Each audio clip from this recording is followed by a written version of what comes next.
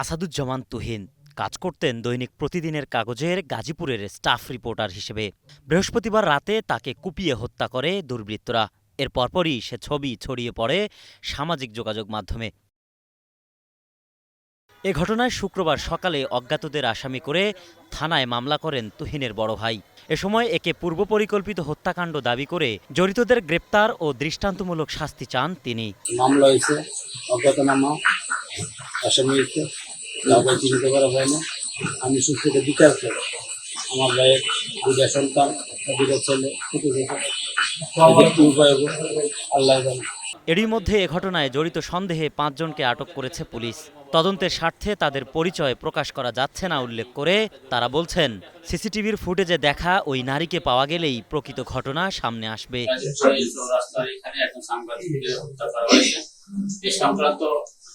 অজ্ঞাতনামা আসামি দিয়ে থানায় একটি মামলা রুজু হয়েছে।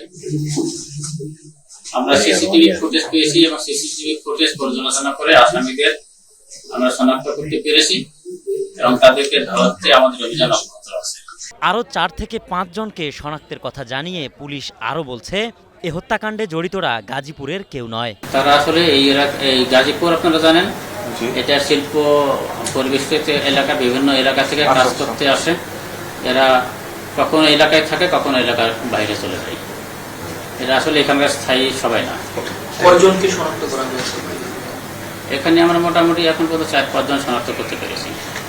হত্যাকাণ্ডের প্রত্যক্ষদর্শী নবচেতনা পত্রিকার সাংবাদিক শামীম হোসেন জানান, ধারালো অস্ত্র নিয়ে এক ব্যক্তিকে যখন কয়েকজন ধাওয়া করেছিল তখন সেই দৃশ্য ভিডিও করছিলেন তুহিন।